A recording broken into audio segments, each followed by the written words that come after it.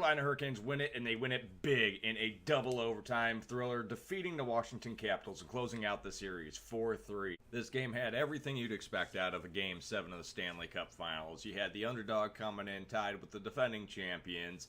You had them start off bad, had them come back with a huge comeback in an overtime, not just an overtime, but a double overtime victory to seal the series.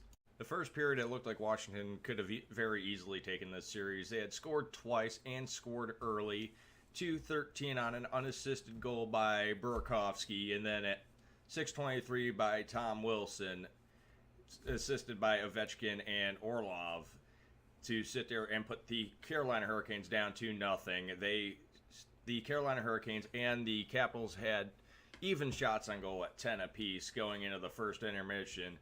And the Carolina Hurricanes didn't look like they were playing very well at all going into this. And unlike the previous game in Washington, Game 5, where the Washington Capitals absolutely smoked out the Carolina Hurricanes, penalties were few and far between the entire game. During the first period, there were only 2 penalties called the entire time. Greg McKegg was called for hooking against Sliegenthaler, and that was kind of necessary because of the way the Carolina Hurricanes were playing in the first period. And then Nicholas Backstrom was called for interference against Sebastian Aho, and that was a pretty blatant one. And it was Carolina's only power play of the entire game, in which they went 0 for 1. However, the power play looked better than it usually did. Instead of being essentially hot garbage, it looked halfway decent, even though they couldn't convert. Second period, this is where things got incredibly exciting. It kicks off with Sebastian Aho during Washington's second power play of the night, turning around, making a shorthanded breakaway, shooting the puck at Holtby, aiming for a rebound. Instead of giving the rebound to Teuvo Teravainen, it comes back to him, and he just slams this son of a gun home past Holtby. And Holtby just looks up and goes, what just happened here? The entire crowd in Capital One Arena is just losing their minds, because this just happened where Sebastian Aho did his Seabass thing and just blitzed one home, getting the Carolina Hurricanes on the board. And because it's Game 7, it's the finals, of course, the Carolina Hurricanes end up mishandling the puck in the Capitals' defensive zone.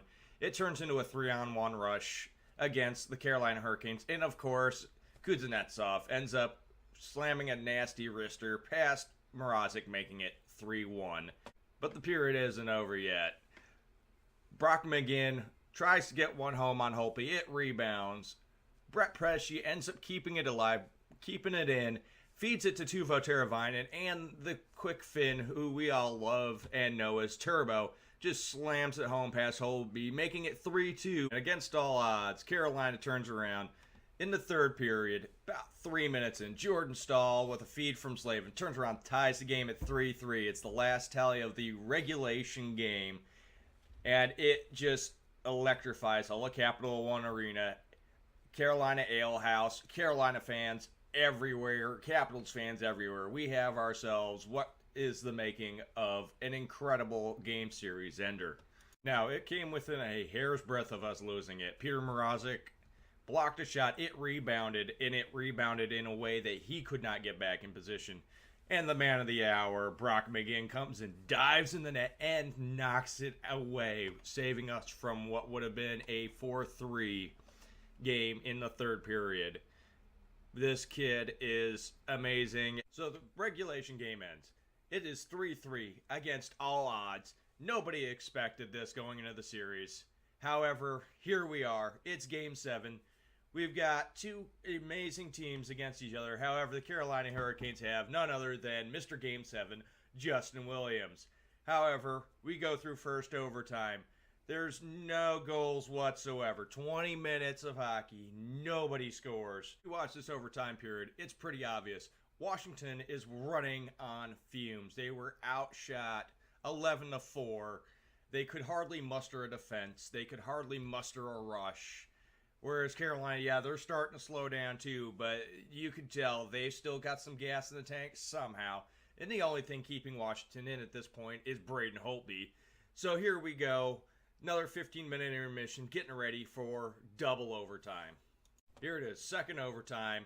Carolina comes out, Washington comes out. Carolina throws on the gas, what little they've got left, but you can tell just looking at the Washington Capitals are absolutely beat. They managed to get 2 shots on goal to Carolina's 7 before the game ended by a superstar pairing. Justin Williams, Mr. Game 7 himself, and what appears to be his new protege, Brock McGinn, to close out the deal in second overtime.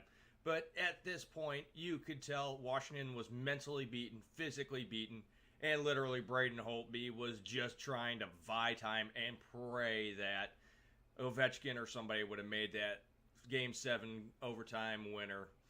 Unfortunately for the Capitals, it went to the Carolina Hurricanes. And the Hurricanes advanced to round 2, baby! And even though we've advanced to round 2, this means we're taking on the New York Islanders, who have been surprisingly good as of late, who defeated the Pittsburgh Penguins in round 1. So we'll see how this series goes. But the fact of the matter is, the Carolina Hurricanes have defied all odds and started to mirror their 2006 Stanley Cup run, starting the series down but not out. So we'll see how deep this goes. Justin Williams, Rod Brindamore, they're both looking at this going, hey, let's see how far we can make this run. Our goal wasn't just to be in the playoffs. Our goal was to be the best team. And so far, they're living up to that standard they set in the training camp. And before we go, one big note about this game. Not only does it mark the first time in NHL history that none of the divisional leaders have advanced beyond round 1, this Game 7 also marks the third longest Game 7 in NHL history at 91 minutes, 5 seconds. So this was definitely a very good series. Hopefully we see some more of this going into round 2. If you like what I'm doing here, don't forget to like, subscribe, and share my videos on your social media platforms. And you can also follow me on Twitter at Destra19Kilo. That's at DESTRAA19K. I'll see you out there for round 2, guys.